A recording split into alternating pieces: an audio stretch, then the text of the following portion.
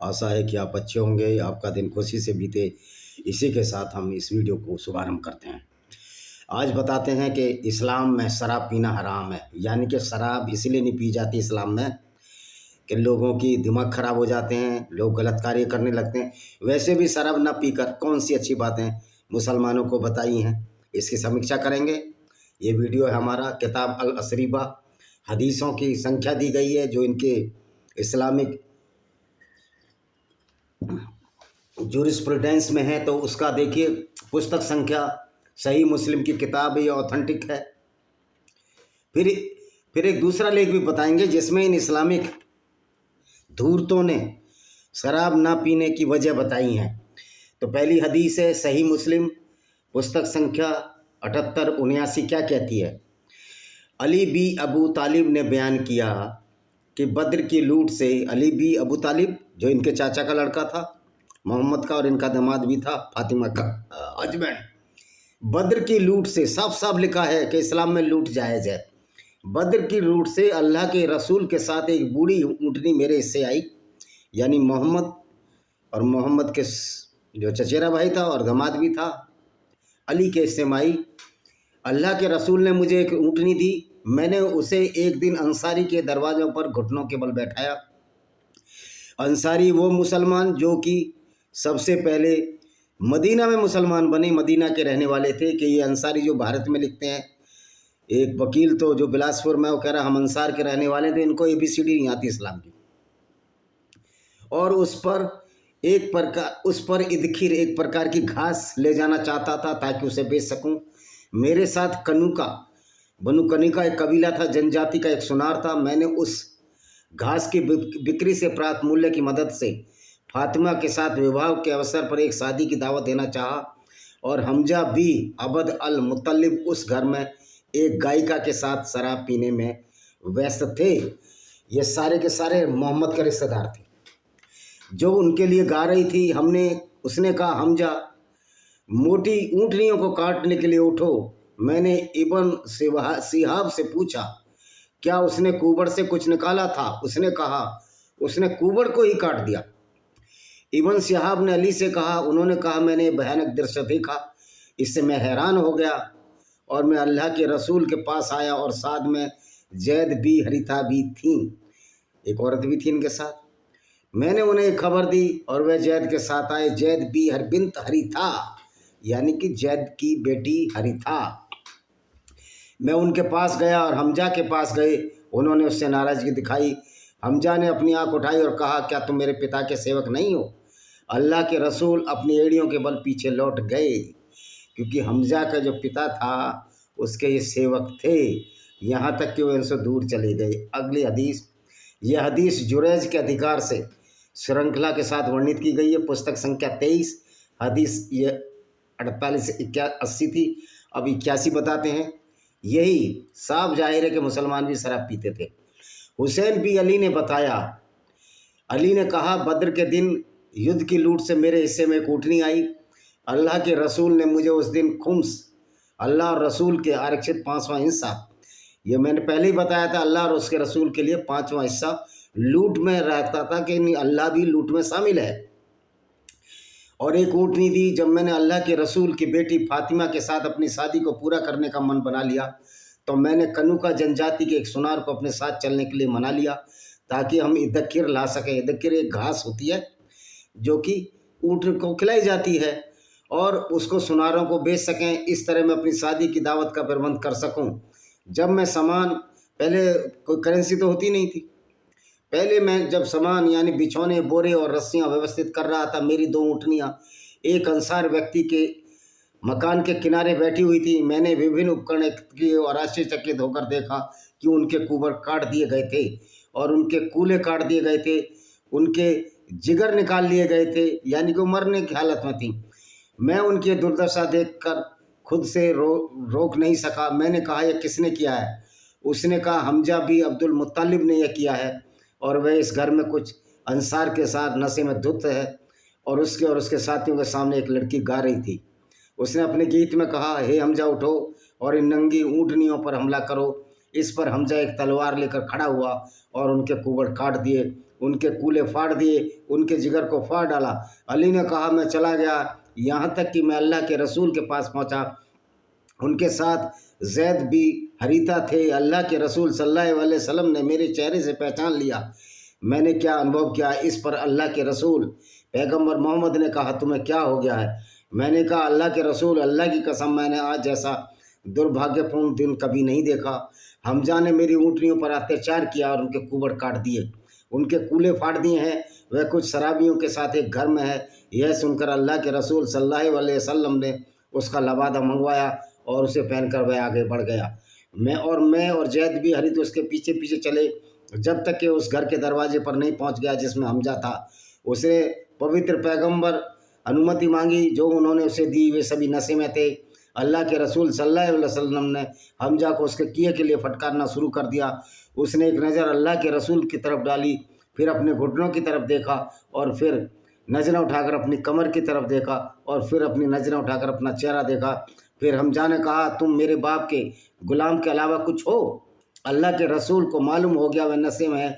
इस तरह वह अपनी एड़ियों पर पलटे और बाहर निकल गए। हम भी उनके साथ निकल आए।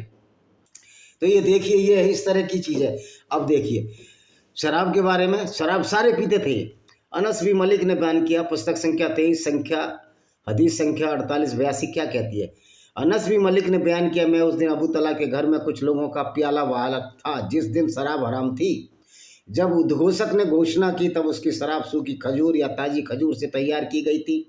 अबू तला ने मुझसे कहा बाहर जाओ, पता लगाओ क्या घोषणा है। मैं बाहर गया कि एक उद्घोषक ये घोषणा कर रहा है, देखो शराब को हराम घोषित कर दिया गया है। उसने कहा शराब मदीना की गलियों में फैला दी गई और ख़राब हो गई। अबू तला ने मुझसे कहा बाहर जाओ और इसे गिरा दो। मैंने इसे गिरा दिया। यानी शराब सारे पीते थे पहले। क्यों हराम हुई उसको मैं बताऊंगा बाद में। उन्होंने कहा कि उनमें से कुछ ने कहा ऐसे और ऐसे मारे गए, ऐसे और ऐसे मारे गए, क्योंकि शराब उनके पेट में थी। उन्होंने कहा मुझे नहीं पता यह अनस द्वारा प्रारंभिक प्रसारित कथन है या किसी और ने। फिर अल्लाह जो सर्वोच्च और महिमावान ने प्रकट किया, जो लोग ईमान लाए अच्छे कर्म किए उनके द्वारा खाए भोजन के लिए कोई पाप नहीं होगा, जब तक कि वो अल्लाह से डरते रहे, ईमान लाएं और अच्छे कर्म करते रहे। इसका मतलब है आप ईमान लाओ और अच्छे कर्म क्या है मुसलमानों के, गैर मुस्लिम को कत्ल करो, उनकी औरतों को लूट कर बाजारों बेचो जैसे मोहम्मद ने बेची थी, ये इनके अच्छे कर्म है। पुस्तक संख्या 23, ये सही मुस्लिम चल रही है सारी, 3883। अब्दुल अजीज़ बिन सुहैब ने भी, ये हदीसें हैं जो इनकी किताब हैं, कि उन्होंने कुछ लोगों ने अनस बिन मलिक से फादिक यानी ताजी खजूर से तैयार की शराब के बारे में पूछा, जिस पर उन्होंने कहा आपके इस फादिक के अलावा हमारे पास कोई शराब नहीं थी। यह केवल वही फादिक है जिसे मैं, अबू तला, अबू अय्यूब, अल्लाह के रसूल के साथियों में से कुछ लोगों को हमारे घर में परोसता रहा। जब एक व्यक्ति आया उसने पूछा क्या खबर तुम्हें पहुंची। हमने कहा नहीं। उसने कहा वास्तव में शराब को हराम घोषित कर दिया। इस पर अब्दुल तला ने कहा अनस इन बड़े घरों को गिरा दो। उन्होंने कथावाचक ने कहा। फिर उन्होंने कभी उसकी रुख नहीं किया और उस व्यक्ति द्वारा घोषणा के बारे में पूछा भी नहीं। अगली किताब 4884 हदीस, ये रेगुलर हदीस हैं एक के बाद एक कंटिन्यूसली। अनस बी मलिक ने बताया मैं अपने कबीले के चाचाओं के बीच खड़ा था और फादिक खजूर की बनी हुई शराब परोस रहा था, जबकि मैं उनमें सबसे छोटा था। जब एक व्यक्ति आया और कहा वास्तव में शराब का उपयोग निषिद्ध है। उन्होंने कहा अनस इसे गिरा दो, इसलिए मैंने इसे गिरा दिया। उन्होंने में से एक सुलेमान तैमी ने कहा, उन्होंने अनस से पूछा क्या वह खजूर की शराब थी। उन्होंने कहा हाँ, ये कच्ची और पक्की खजूर से तैयार किया गया था। अबू बकर भी अनस ने कहा उन दिनों की शराब थी। सुलेमान ने कहा एक व्यक्ति ने मुझे अनस बिन मलिक से सुनाया, उन्होंने ऐसा कहा था। अनस ने बयान किया मैं अपने कबीलों के लोगों के बीच खड़ा था, उन्हें शराब परोस रहा था। बाकी वही हदीस है जो पहले बताया, लेकिन इस अंतर के साथ अबू बकर बिन अनस ने कहा, अबू बकर बिन अनस ये अबू बकर का लड़का था। अबू बकर बिन अनस, अबू बकर अनस का लड़का था। कहा यह उन दिनों की शराब थी, खजूर से तैयार। अनस वहाँ मौजूद थे और उन्होंने खंडन नहीं किया। मुअत्तमिर ने अपने पिता से रवायत की, मेरे साथ मौजूद एक व्यक्ति ने बताया उसने अनस को यह कहते सुना था कि उन दिनों यह उनकी शराब थी। ये शराब सारे पीते थे, मोहम्मद भी शराब पीता था। दूसरी हदीस 4886 पुस्तक 23 की, सारी पुस्तक 23 की चल रही है, हदीसें बढ़ती जा रही हैं। अनस बी मलिक ने बताया मैं अबू तला अबू तजाना मुआम बिन जबल को एक अंसार के समूह के बीच शराब परोस रहा था। जब एक आगंतुक हमारे पास आया और कहा कि ताज़ा खबर है, शराब के निषेध के बारे में आयतें अवतरित हुई हैं, यानी शराब नहीं पीनी, इसलिए हमने उस दिन इसे गिरा दिया और यह सूखे खजूर और ताज़े खजूर का मिश्रण था।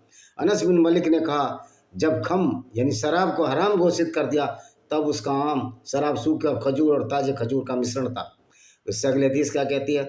अनस बिन मलिक ने कहा, मैं अबू तला, अबू दुजाना, सुहेल बिन बैदा को एक पानी की बोतल में शराब परोस रहा था जिसमें कच्चे और ताज़े खजूर का मिश्रण था। बाकी हदीसें सारी की सारी वही हैं। अनस बिन मलिक ने कहा, अल्लाह के रसूल पर शांति, उन्हें ताज़े और खजूर और कच्चे खजूर को मिलाकर पीने से मना किया है शराब से, और जब यह शराब पर प्रतिबंध था उनका सामान्य नशा था। अनस ने बताया, मैं अबू उबैदा बिन जर्रा, अबू तला, उबे बिन काब को कच्ची खजूर और ताजी खजूर से बना पेय पिला रहा था कि मेहमान आया। उसने कहा, बेशक शराब हराम कर दी गई है। इस पर अबू तला ने कहा, अनस खड़े हो जाओ, इस घड़े को तोड़ दो। मैं खड़ा हुआ और नुकीला पत्थर पकड़ा और पेट के निचले हिस्से में तब तक मारा जब तक वह टुकड़े टुकड़े नहीं हो गया। अनस बिन मलिक ने रिवायत है कि अल्लाह ने वह आयत नाजिल की, यानी ऊपर से बुलाई। अल्लाह तो है ही नहीं, नकली अल्लाह है, जिसमें अल्लाह ने शराब पीने को मना किया है। उन दिनों खजूर से बनी शराब के अलावा कोई शराब नहीं पी जाती थी। अनस ने बताया कि अल्लाह के रसूल ने खम के इस्तेमाल के बारे में पूछा जिसे सिरका तैयार किया गया है। उसने कहा, नहीं, ये निषिद्ध है, सिरका भी निषिद्ध है, शराब से सिरका भी बनाना निषिद्ध है। वाइल अल हदमी ने बताया, तारिक बिन सुवैद अल जफ़ी ने अल्लाह के रसूल रसूलुल्लाह सल्लल्लाहु अलैहि वसल्लम के शराब के बारे में पूछा। उन्होंने इसके इस्तेमाल से मना किया, इस बात पर नफरत जताई से बनाया जाना चाहिए। उन्होंने कहा, मैं इसे दवा के तौर पर तैयार करता हूँ, जिस पर आपने कहा यह कोई दवा नहीं है बल्कि एक बीमारी है। और इस्लाम से बड़ी बीमारी कोई है, ये बताओ।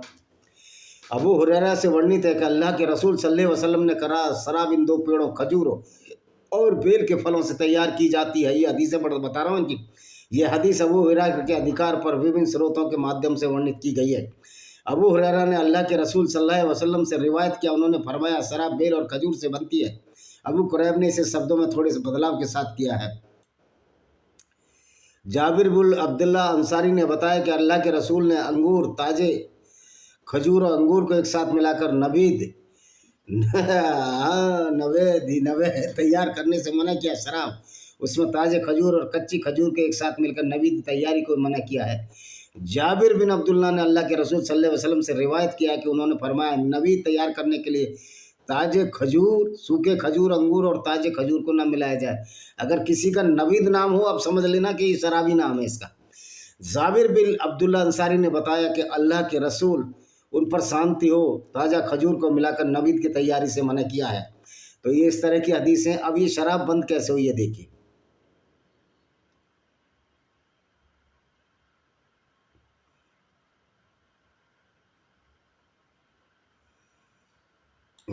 अब हम वो शराब बंद कैसे हुई ये देखें। तो ये शराब जब बंद हुई, जब इनका हजरत अली दामाद नमाज पढ़ाने लगा। कहीं गए थे लूटने पाटने तो जाते रहते थे, धंधा ये था। ये तो सर्टिफाइड लुटेरा था पैगंबर, और उस लूट में से 20% ये खुद रखते थे, अल्लाह और अल्लाह के रसूल का। तो अल्लाह को तो सर्टिफाइड है ही नहीं, अल्लाह तो नकली है, तो सारा हिस्सा ये रसूल का हो जाता था। अब इस्लाम में शराब जब हुई, जब मोहम्मद अली नशे में गलत सलत पढ़ाने लगा, और जब गलत सलत पढ़ाने लगा तो मोहम्मद ने कह दिया, ये तो गड़बड़ हो जाएगी। शराब के नशे में अगर नमाज पढ़ी जाएगी तो ये तो बहुत लोग मजाक बनाएंगे। और दूसरा, शराब के नशे में ये लड़ भी नहीं पाते थे कि उनका तो पैसा लूटने का था। अगर डाकू, चोर, उचेरा, लुटेरा, उचक्का अगर शराब पी लेगा तो लूटेगा कैसे? तो मोहम्मद ने कहा, इस शराब को ही बैन कर दो, नहीं तो हम मारे जाएंगे किस युद्ध में। कि मोहम्मद के दुश्मन तो बनेंगे ही। जब आप लूटोगे, दूसरों की औरतों को बाजारों में बेचोगे तो आपके दुश्मन बनेंगे।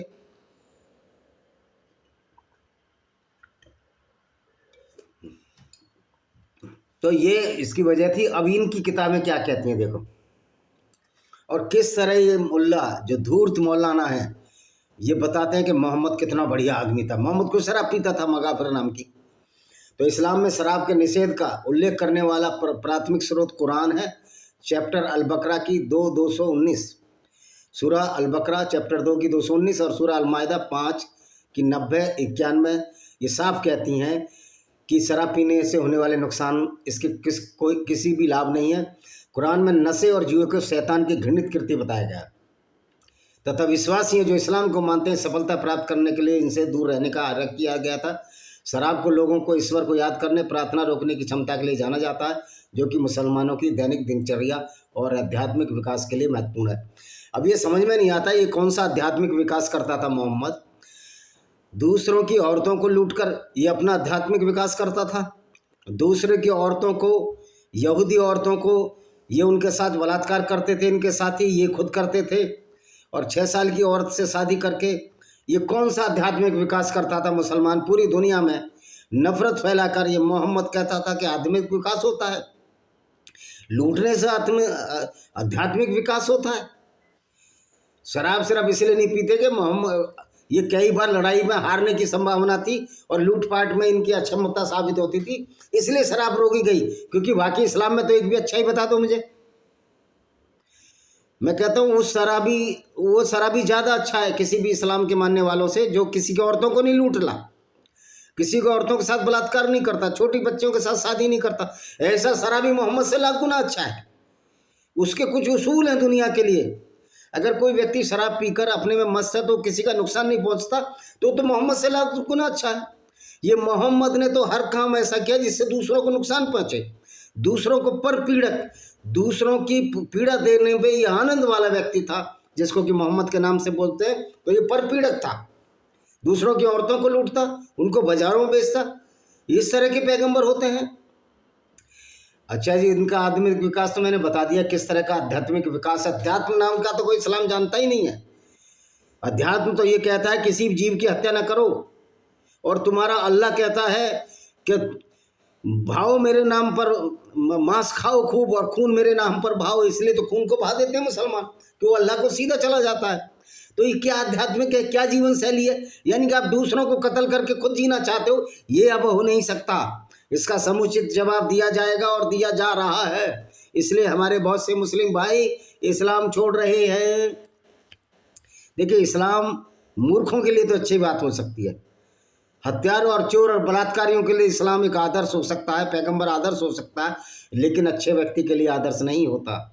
अब ये क्या बोल रहे हैं, इनका लेख है, फिर इनकी ऐसी तैसी मैं करता हूँ। सामाजिक दृष्टिकोण से शराब को कई सामाजिक समस्याओं का मूल कारण माना जाता है, जिसमें परिवार और समुदायों के भीतर हिंसा, दुर्व्यवहार और उपेक्षा शामिल है। मैं भी शराब की तारीफ तो नहीं कर रहा, मैं शराब को अच्छी चीज़ नहीं मानता, मैं खुद भी नहीं पीता हूँ। लेकिन ये बताओ कि मुसलमान जो शराब नहीं पीते उनके अंदर हिंसा और दुर्व्यवहार और उपेक्षा तो है ही। उपेक्षा है, वो कहते हैं कि गैर मुस्लिम तो जीने लायक ही नहीं है, वो तो गंदे हैं, पोटी जितने गंदे हैं। दुर्व्यवहार तो ये करेंगे, जब इनका मोहम्मद करता था, गैर मुस्लिम औरतों के साथ दुर्व्यवहार करता था। और अगर कोई मुसलमान नहीं बने, इनकार कर दे, तो हजरत अली ने तो लोगों को जिंदा जला दिया था। तो दुर्व्यवहार भी करते हैं, हिंसा भी बढ़ाते हैं। तो भाई बिना शराब पिए तुम शराबियों से भी ज़्यादा खतरनाक हो। ये मोहम्मद की आइडियोलॉजी तो किसी हिटलर और गैंगस्टर से भी ज़्यादा खतरनाक है। अब यह आगे क्या बोलता है, शराब के सेवन से होने वाली स्वास्थ्य संबंधी प्रभाव अच्छी तरह से परिलक्षित हैं। इसमें लीवर की बीमारी, हृदय संबंधी समस्याएं, नशे की लत का जोखिम बढ़ जाता है। अब ये बताइए, जो तुम रोज़ा रखते हो गर्मियों में, तुम्हारी किडनी फेलियर होती हैं, तुम्हें कैंसर होते हैं, सारी बीमारियों की जड़ी रोजे हैं। लोग कह रहे रोज़ा बड़ा पवित्र है। वो क्या पवित्र है? तुम्हारे रोजे के बाद, जब रमजान के महीने के बाद तो तुम लोगों को कत्ल करोगे, ये तो तुम्हारी आयत है। हालांकि अब तुम कत्ल नहीं कर सकते, क्योंकि इस्लाम की तलवार मोथरी हो चुकी है, इस्लाम की आइडियोलॉजी खुल चुकी है, और गैर मुस्लिमों ने भी तुम्हारा मुकाबला करना सीख लिया है। इस्लामिक विचारधारा का, इस्लामिक गुंडों का मुकाबला करना सीख लिया है, लेकिन अभी पूरी तरह से नहीं है। पूरी रो में आना पड़ेगा इस विचारधारा के खिलाफ लड़ने के लिए। इस्लामिक गुंडागर्दी के खिलाफ आपको पूरी रो में आना पड़ेगा। जगह जगह, गली गली में इस विचारधारा का विरोध करना होगा। शस्त्र और शास्त्र दोनों को उठाना होगा और सच्चाई की तरफ जाना होगा। डरने से कुछ होने वाले नहीं है, क्योंकि डरने से तो आपकी वही हालत है कि भाई मैं तो कबूतर हूँ, मैंने तो आंख बंद कर लिया, मैं बिल्ली को नहीं देख रहा। लेकिन बिल्ली तो आपको देख रही है, बिल्ली को तो कोई फर्क नहीं पड़ता। उसका तो उद्देश्य है इस्लाम का पूरी दुनिया में इस तरह की गुंडागर्दी को फैलाना, जिसको कि इस्लाम कहते हैं। शराब की लत के जाल में फंसने वालों के लिए इस्लाम करुणा और रिकवरी के समर्थन को बढ़ावा देता है। कई मुस्लिम समुदायों ने हमारे रिहैब, लाइफलाइन जैसे पुनर्वास के महत्वपूर्ण भूमिका निभाते हैं। देखिए, शराब पीने वाले व्यक्ति से शराब पीने वाला व्यक्ति अगर हिंसा, हालांकि शराब बुरी है, उसके स्वास्थ्य को नुकसान पहुंचाएगी, उसके परिवार पर इसका असर पड़ेगा। अगर वो किसी से नहीं लड़ता तो उसके परिवार पर, उसके स्वास्थ्य पर असर पड़ेगा। लेकिन अगर वो सबसे लड़ता है तो पूरी दुनिया पर असर पड़ेगा। लेकिन बिना शराब पिए, जिनका इस्लाम ये कहता हो कि गैर मुस्लिमों को आप कत्ल भी कर सकते हो, गैर मुस्लिम गंदे हैं, नजस है, पोटी जितने गंदे हैं, और किसी भी गैर मुस्लिम से दोस्ती ना बनाओ, तो शराब पीने वाले से ज़्यादा हानिकारक है इस्लामिक विचारधारा है। शराब पीने वाला व्यक्ति अगर किसी को परेशान नहीं कर रहा तो अपनी सेहत खराब कर रहा, मैं ये मानता हूँ। और हर व्यक्ति की अगर सेहत खराब होती है शराब पीने से, तो वो जो देश के विकास में, योगदान में अपना श्रम देता है, उसमें कमी आ जाती है। शराब पीने से कोई भी देश आगे नहीं बढ़ सकता। जिस तरह रसिया में सबसे ज़्यादा शराब पी जाती है, लेकिन रसियन अगर युद्ध वार हो जाए तो उन लोगों से जरूर हार जाएंगे जिन्होंने कभी भी शराब का सेवन नहीं किया। और मज़े की बात है कि शराब का सेवन न करने वाले इस्लाम के लोग आज क्या कर रहे हैं? आज वो लोगों की बेइज्जतियां कर रहे हैं, लोगों के गले काट रहे हैं। कल परसों आज ही गाजीपुर में रोहित गुर्जर की हत्या कर दी गई। ये इसलिए होती है, मैं रोहित गुर्जर अपने गुर्जर भाइयों को कहना चाहता हूँ, आपने उमेश कुमार के खिलाफ तो इतना बड़ा षड्यंत्र किया, जबकि वो तो हिंदू ही था। तो हम ये कर देंगे, हम ये कर देंगे, और रोहित गुर्जर की सरेआम हत्या कर ली गई और तुम सिर्फ रोने के सिवा कुछ नहीं कर सके। तो बढ़ाई मारने से, आप बकवास करने से, बोस्टिंग करने से, सलागा बढ़ाई मारने से काम ये है वो है, इससे कोई हल नहीं होता है। सच्चाई को स्वीकार करो। गुर्जरों ने, कितने गुर्जर है जो मुस्लिम बन गए। हर जाति जो अपने को बड़ा तोपचंद समझती थी, सारे के सारे मुसलमान बन गए। तो तुम्हारी तोपचंदी की धज्जियाँ उड़ती हैं, तुम्हारी खिल्लियाँ उड़ती हैं। अगर कोई हमसे ये कहे कि हम पूरी कौम ही बहादुर है, तो हम सिर्फ उसकी हंसी उड़ाने, उपवास के सिवा कुछ नहीं कर सकते। अगर तुम्हारी कौम पूरी बहादुर है, कोई भी कौम XYZ, मैं कोई गुर्जरों के खिलाफ थोड़ी हूँ, तो मेरे ही भाई हैं। जो भी कौम कहती है हम सारी कौम बहादुर है, तो हम अपनी खुद कौम की हंसी उड़ाते हैं। अगर सारी कौम बहादुर है तो फिर क्यों मुसलमान बने भाई तुम? वो कह रहे हैं हम तो लालच के बल में बने, तो तुम तो कायर हो, तुम तो लालची हो, बिकने वाले हो, टुकड़ों पर बिकने वाले लोग हो। जिस तरह के जयपुर का घराना रुका, जो टुकड़ों पर बिकने वाले लोग होते हैं, उनकी औकात क्या होती है? वो अपने मन में कुछ भी कह लें, हमने तलवार चलाई। तलवार तुमने किसके लिए चलाई?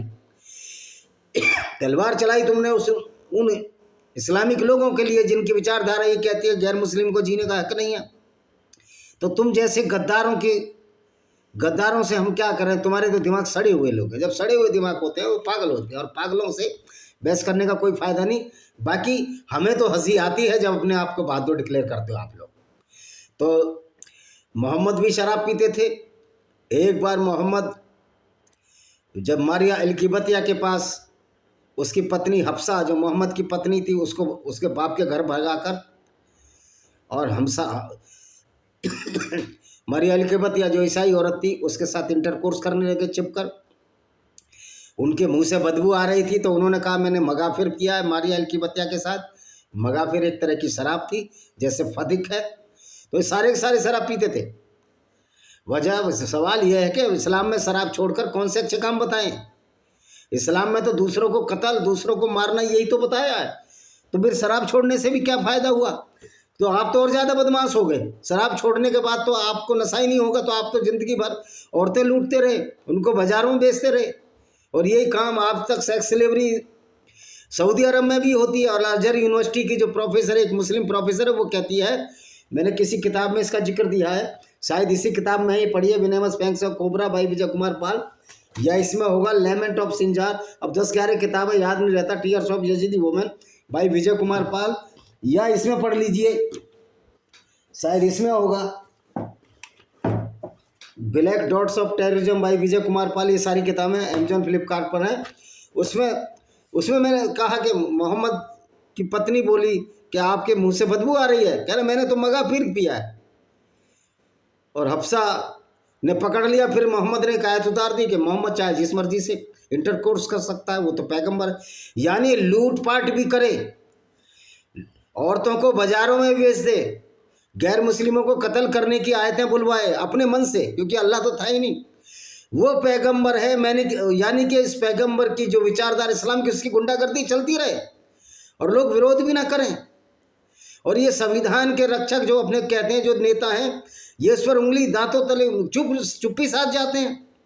मैं अखिलेश यादव से पूछना चाहता हूं, तुम किस मुंह से गंगा जमनी तहजीब की बात करते हो? ये गंगा जमनी तहजीब कब थी? जिन्होंने मंदिर सबसे ज्यादा गंगा और जमुना के मैदान में तोड़े, गंगा जमनी तहजीब हो सकती है क्या? इस्लाम किसी भी गंगा जमनी तहजीब को नहीं मानता। और जो मूर्ख राजनेता हिंदुओं को बरगला लाने की कोशिश करते हैं, गैर मुस्लिमों को बरगला लाने की कोशिश करते हैं, ऐसे लोगों से सवाल पूछो, इनको घरों से भगाओ। अगर सवाल का जवाब ना दे, प्रचार करने आए गलियों से भगाओ। क्या तुम में इतना साहस नहीं है? भगा नहीं सकते? भगाइए, ये वोटों के भिखारी हैं। तो उनकी औकात कितनी है? ज्यादातर भ्रष्ट नेता लोग नेता बन रहे हैं आजकल, और पब्लिक डर रही है। पब्लिक में वो ताकत है। हम तो चाहते हैं हमारी पुलिस और मिलिट्री ईमानदार रहे, हमारे सरकारी अफसर ईमानदार रहे, तो इनकी कोई औकात नहीं। इनकी तो औकात गली के कुत्ते से भी गई बीती है। जिस तरह की हरकतें कर रहे हैं, मैं सब नेताओं के लिए नहीं बोल रहा हूँ, जो देश विरोधी हैं और जो हिंदुओं को गंगा जमनी तहजीब के नाम पर कत्ल करा रहे हैं, जिसमें अखिलेश यादव, चंद्रशेखर रावण, मायावती ऐसे लोग हैं, ये सारे के सारे झूठे धर्मनिरपेक्ष है। जब तक भारत में एक भी मुसलमान है, धर्मनिरपेक्षता हो ही नहीं सकती, क्योंकि इस्लाम कहता ही नहीं इस बात को। इस्लाम तो कहता है कि हमें गैर मुस्लिमों के साथ रहना ही नहीं। और फिर ये नेता, राक्षसी प्रवृत्ति के नेता, ये बांग्लादेश के घुसपैठियों के आधार कार्ड बनवा रहे हैं। और पब्लिक देखिए, इनके मुंह पर चाटे क्यों नहीं रसीद किए जाते? इनको पीटा दौड़ा कर गली गलियों से भगाया क्यों नहीं जाता? क्या हिंदू सोता रहेगा, जागता रहेगा? क्या करेगा? ये आपको फैसला करना है। और वोट देते हैं, क्या अगड़ा पिछड़ा होता है? ये अगड़ा पिछड़ा पिछले 50 साल से चल रहा है। कोई दलित नाम का कोई शब्द वेदों में है? ये जो झूठ का व्यापार है, कह रहे हैं मूल निवासी कौन था? मूल निवासी कौन नहीं था? भारत में तो कोई रहता ही नहीं था पहले। सारा जो मनुष्य का जो 2.5 लाख वर्ष पूर्व हम जैसा मानव आया, होमो सेपियंस जिसे कहते हैं, वो तो साउथ जो अफ्रीका के ईस्टर्न कोस्ट पर पैदा हुआ जो कंट्री है, जो ईस्टर्न कोस्ट के सोमालिया वगैरह, सबसे पहले मानव का जीवाश्म वही मिला है। उसके बाद ये जर्मन में आए, जर्मन से आके भारत में आ गए, कुछ अरब के रास्ते आए, और सबसे पहला तो महाराष्ट्र में आया। तो कोई मूल निवासी की थ्योरी भी है, बेकार थ्योरी है। ये सिर्फ हिंदुओं में कांट और छाट के लिए बनाई गई। तो अब ये बताइए, अब मूल विषय पर आते हैं। इस्लाम में शराब पी के कौन से अच्छे काम कर रहे हैं? वही तो गुंडागर्दी। इस्लामिक कुरान तो बदली नहीं है, तो गुंडागर्दी तो लागू रहेगी। कुरान तो हमेशा के लिए, जो कहते हैं कुरान 14 साल पहले थी, तो खत्म करो कुरान को, बदलो उस कुरान को। इसका मतलब अगर तुम कुरान को बदलोगे तो ये अल्लाह का आदेश नहीं है, और अल्लाह तो वैसे भी फर्जी है, वो तो हम साबित कर ही चुके हैं। जो अल्लाह कहता है मैंने धरती बनाई है, उसको ये नहीं पता कि धरती सूर्य के चारों तरफ घूम रही है। तुम्हारा कुरान कहता है धरती स्थिर है, सूर्य उसके चारों तरफ घूम रहा है। तो ये अल्लाह भी झूठा, ये इस्लाम की सारी विचारधारा झूठी है। और सारे लोग ये शराब पिया करते थे। बाद में शराब इसलिए छोड़ी कि इनको लूट में मुश्किल होने लगी, हारने का डर सब लाने लगा। हजरत अली ने नमाज शराब में पढ़ाई, इससे कोई फर्क नहीं पड़ता था। असली काम था कि मुसलमानों को लूट में हारने का डर था। ये मोहम्मद अच्छी तरह समझता था। मोहम्मद का तो धंधा ही लूटपाट का था, औरतों को लूटना, उनको बाजारों में बेचना, ये तो इनका बिजनेस था। ये ब्लेंडर ऑफ ब्लेस्फेमी मेरी किताब है, इसको भी पढ़िए। इसमें पूरा इस्लाम का काला चिट्ठा इनकी कुरान की आयतों पर खोला गया है। इसी के साथ मैं इस वीडियो को विराम देता हूँ। वंदे मातरम, जय हिंद, आपका दिन शुभ हो।